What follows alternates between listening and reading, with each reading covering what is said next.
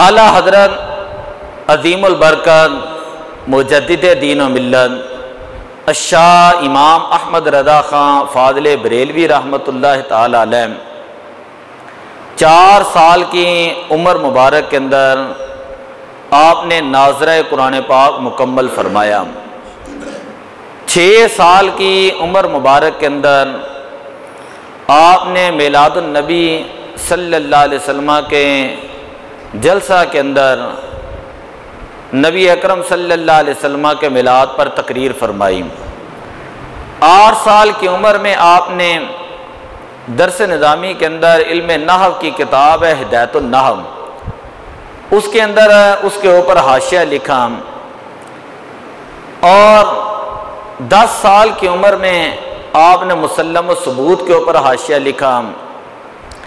12 سال کی عمر میں آپ نے درس نظامی کی تکمیل فرمائی، اور 13 سال کی عمر مبارک میں آپ نے سب سے پہلے مسئلہ وراثت اور مسئلہ رضاعت کے اوپر آپ نے فتویٰ لکھا۔ یہ 2 الگ الگ مسائل تھے۔ جب آپ کے والد گرامی نے رضاعت کا مسئلہ دیکھا تو آپ کو مستقل طور پر فتاوی نویسی کے لیے وقف فرما دیا۔ پھر آپ نے ساری زندگی کالا کالا رسول اللہ صلی اللہ علیہ وسلم کا درس دیا۔ آپ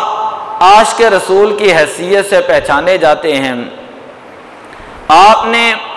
قرآن کریم کا ترجمہ لکھا جس کا نام ہے کنز الایمان شریف،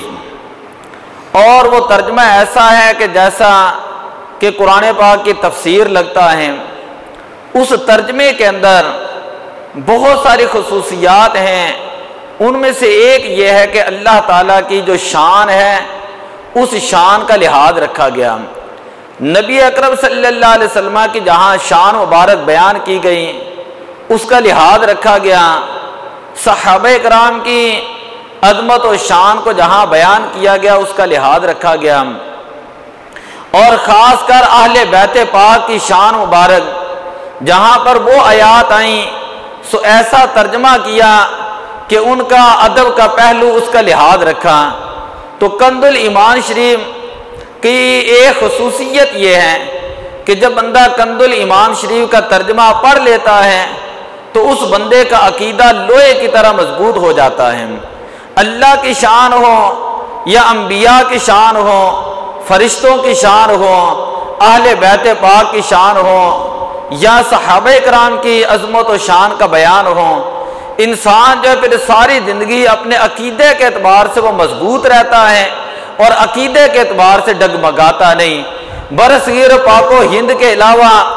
الازہر یونیورسٹی کے اندر بھی یہ ترجمہ سبقاً پڑھایا جاتا ہے۔ میں ایک چھوٹی سی مثال دیتا ہوں۔ جب لوگوں نے کہا وَمَكَرُوا وَمَكَرَ اللَّهُ، کہ انہوں نے مکر کیا وَمَكَرَ اللَّهُ، اور دوسرے لوگوں نے ترجمہ کیا کہ معاذ اللہ، اللہ نے مکر کیا، تو اعلیٰ حضرت رحمت اللہ تعالی علیہ نے اس آیہ مبارکہ کا ترجمہ اس قدر خوبصورت فرمایا کہ انسان کا ایمان تازہ ہو جاتا ہے۔ اعلیٰ حضرت عظیم البرکت مجدد دین و ملت الشاہ امام احمد رضا خان فاضل بریلوی رحمت اللہ تعالی علیہ فرماتے ہیں وَمَكَرُوا، کفار نے مکر کیا، وَمَكَرَ اللَّهُ، اور اللہ تعالیٰ نے کفار کو ان کے مکر کی سزا دی، ان کے مکر کی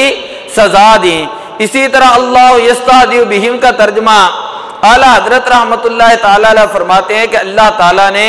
ان کو ان کے مذاق کی سزا دی۔ یعنی مختصر یہ ہے کہ اعلیٰ حضرت رحمت اللہ تعالی علیہ کا کنز الایمان شریف ہمیں اپنے گھروں کے اندر ضرور رکھنا چاہیے، اس کا مطالعہ کرنا چاہیے اور کنز الایمان شریف پڑھنا چاہیے۔ اور یہ اعلیٰ حضرت رحمت اللہ تعالی علیہ کی کرامت ہے کہ آج تقریباً دنیا کے اکثر حصوں کے اندر جو ہے کنز الایمان شریف پڑھا اور پڑھایا جاتا ہے۔ دوسری اعلیٰ حضرت رحمت اللہ تعالی علیہ کی خصوصیت یہ تھی کہ جس طرح آپ ترجمہ جو ہے عشاء کی نماز کے بعد ہیں صدر الشریعہ مولانا امجد علی اعظمی جنہوں نے بہار شریعت لکھی ہیں وہ آپ کے پاس حاضر ہو جاتے ہیں، آپ ان کو قرآن پاک کا ترجمہ لکھوا دیتے ہیں، یعنی آرام کے وقت جو ہے وہ چند آیتیں جو ہے ان کا ترجمہ لکھوا دیتے ہیں۔ اسی طرح اعلیٰ حضرت رحمت اللہ تعالی علیہ عاشق رسول ہیں اور ہر وقت نبی اکرم صلی اللہ علیہ وسلم کا عشق اور محبت جو ہے وہ آپ کی ذات کے اندر سرایت کر چکا تھا، اور آپ عصر کی نماز کے بعد اکثر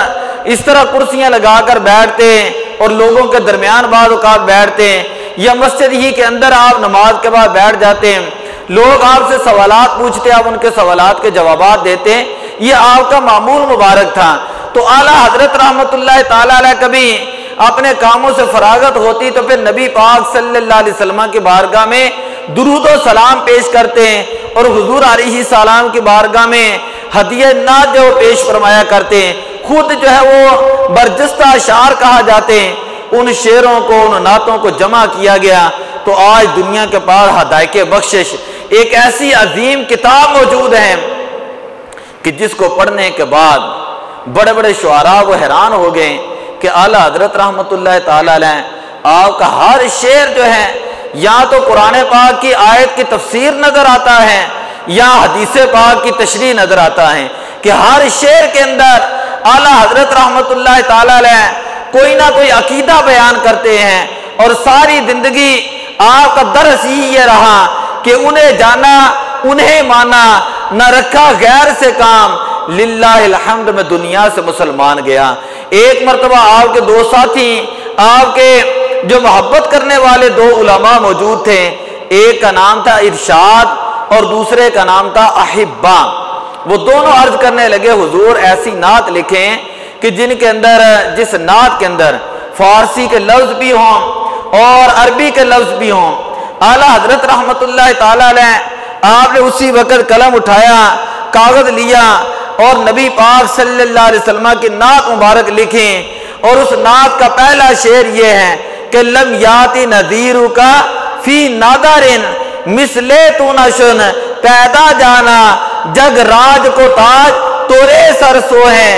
تجھ کو شہ دوسرا جانا، کہ جب لوگوں نے یہ کہا کہ نبی پاک صلی اللہ علیہ وسلم ہماری طرح ہیں، تو اعلیٰ حضرت رحمۃ اللہ تعالی علیہ اس شعر کے اندر بیان کرتے ہیں لم یاتی نذیرو کا فی نادارن مثلے تو نشد پیدا جانا، کہ یا رسول اللہ آپ کی مثل جو ہے کائنات کے اندر اللہ تعالیٰ نے پیدا ہی نہیں فرمایا۔ اور اس نعت کے آخر میں اعلیٰ حضرت فرماتے ہیں کہ نہ یہ طرز میری نہ یہ رنگ میرا، ارشاد احبا ناطق تھا لاچار اس راہ پڑا جانا۔ اعلیٰ حضرت فرماتے ہیں کہ میرا کوئی اس طرف ذہن نہیں تھا کہ 4 زبانوں کے اندر نعت لکھوں، یہ نعت اردو زبان کے اندر بھی ہے، فارسی زبان کے اندر بھی ہے، عربی زبان کے اندر بھی ہے، اور ہندی زبان کے اندر بھی یہ نعت موجود ہے۔ جب لوگوں نے کہا کہ جس کا نام محمد یا علی ہے وہ کوئی ان کے پاس اختیار نہیں، تو میرے اعلیٰ حضرت رحمۃ اللہ تعالی علیہ فرماتے ہیں کہ واہ کیا جود و کرم ہے شہ بتہا تیرا، نہیں سنتا ہی نہیں مانگنے والا تیرا، میرے کریم سے گر قطرہ کسی نے مانگا، دریا بہا دیے ہیں دربے بہا دیے ہیں۔ اس کے اندر بھی نبی پاک صلی اللہ علیہ وسلم کے اختیارات کو، آپ کی سخاوت کو، آپ کی وسعت کو، آپ کی کثرت خیر کو بیان فرمایا کہ جس نے میرے نبی سے ایک مرتبہ مانگا تو حضور علیہ السلام نے کبھی لا نہیں فرمایا۔ اسی طرح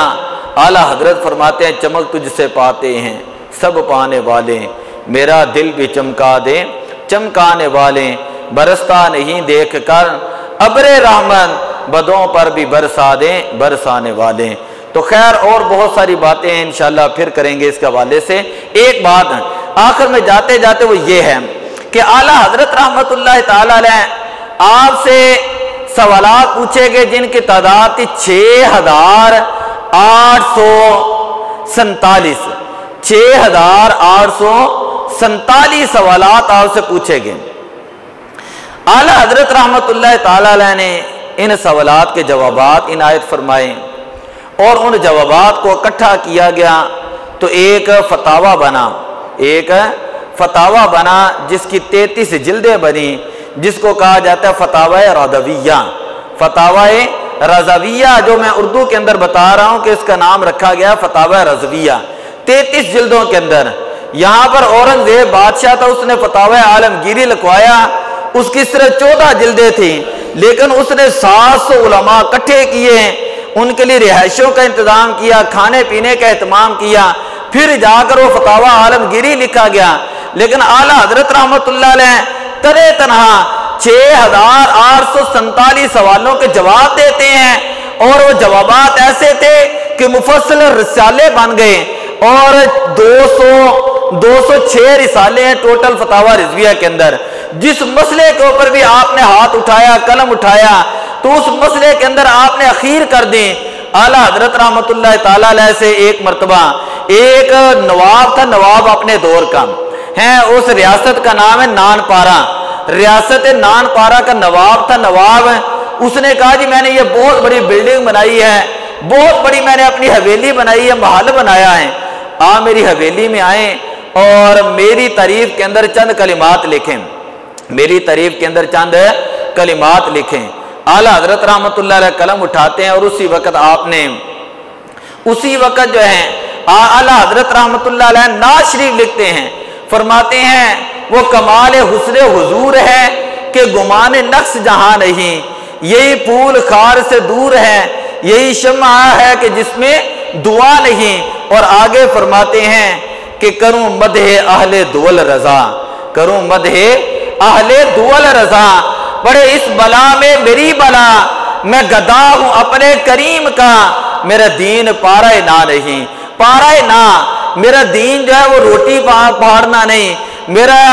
دین جو میں نے سیکھا ہے اس کا مقصد دنیا کمانا نہیں، یہ دین جو ہے میں نے نبی کے در سے لیا ہے، اور میرے دین پڑھانے کا مقصد یہ ہے کہ لوگوں کے دلوں کے اندر نبی پاک صلی اللہ علیہ وسلم، اہل بیت پاک اور صحابہ کرام کی محبت پیدا ہو جائے۔ اسی لیے اعلیٰ حضرت رحمۃ اللہ تعالی علیہ فرماتے ہیں کہ اے میرے ماننے والوں میں تمہیں یہ کہتا ہوں، جو بندہ نبی پاک صلی اللہ علیہ وسلم کا گستاخ ہو، اس کو تم اپنی زندگی سے اس طرح نکال دو جس طرح دودھ سے مکھی نکال کر لوگ پھینک دیتے ہیں، خواہ وہ تمہارا کتنا ہی عزیز کیوں نہ ہو، تمہارا بیٹا ہو، باپ ہو، یا استاد ہو یا پیر ہو۔ فرماتے ہیں کہ جو نبی پاک کا نہیں بن سکا وہ تمہارا کیسے بنے گا، کہ جو نبی پاک کا گستاخ ہے اس کے ساتھ کسی قسم کا کوئی تعلق نہ رکھو۔ تو تین باتیں میں نے بتائیں، ایک بات یہ کہ اعلیٰ حضرت رحمۃ اللہ علیہ کا کنز الایمان شریف پڑھنا چاہیے اور اپنی ایمان کی حفاظت کرنی چاہیے، نعت پڑھنے کا ذوق ہو تو اعلیٰ حضرت رحمۃ اللہ تعالی علیہ کا کلام حدائق بخشش، اس میں سے کوئی نہ کوئی کلام لے کر پڑھنا چاہیے تاکہ بندے کا عقیدہ محفوظ ہو۔ یہ نہیں کہ آج کے دور کے اندر ٹوٹے پوٹے پروفیسر ہیں، عجیب و غریب اہل بیت کی شان کے اندر، یہ صحابہ کی شان کے اندر، یہ نبی پاک کی شان کے اندر وہ شعر کہہ دیتے ہیں اور اپنے عقیدے بعد میں خراب کرتے ہیں۔ اس کے اوپر مفصل بحث ہیں۔ اسی طرح اگر کسی بندے نے، کسی عالم نے، کوئی بھی عالم زندگی کے اندر ایک مرتبہ فتاوی رضویہ شریف کو پڑھ لے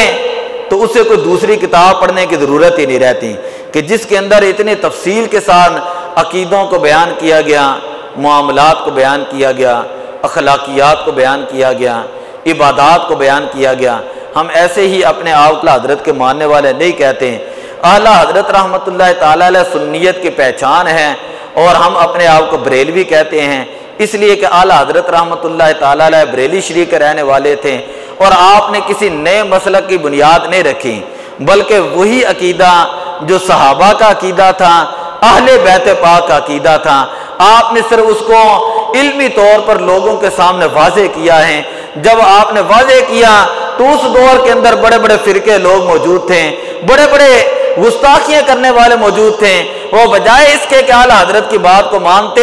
آج 100 سال سے زیادہ ہو چکا ہے، وہ اعلیٰ حضرت کی مخالفت کر رہے ہیں۔ تو ہمارا آج بھی عقیدہ وہ ہے جو اعلیٰ حضرت کا عقیدہ ہے، شاہ ولی اللہ رحمۃ اللہ تعالی علیہ کا عقیدہ ہے، محدث دہلوی ہیں، اعلیٰ حضرت رحمۃ اللہ تعالی علیہ کے بعد محدث دہلوی رحمۃ اللہ تعالی علیہ، شاہ عبدالحق محدث دہلوی رحمۃ اللہ تعالی علیہ، جو ان کا عقیدہ ہے وہی ہمارا عقیدہ ہے، جو مجدد پاک کا عقیدہ ہے وہی سنیوں کا عقیدہ ہے۔ اسی طرح جو علامہ عبدالعزیز محدث دہلوی تھے، جو ان کا عقیدہ آج بھی سنیوں کا وہ عقیدہ ہے، اور داتا صاحب قور سے پاک ہیں، جو داتا صاحب رحمۃ اللہ تعالی علیہ کا عقیدہ ہے وہی ہمارا عقیدہ ہے۔ کشف المحجوب پڑھیں تو اعلیٰ داتا صاحب جگہ جگہ یہ بیان کرتے ہیں، عقیدہ جہاں بیان کرتے ہیں، فرماتے اہل سنت و جماعت کا یہ مسلک ہے، اہل سنت و جماعت کا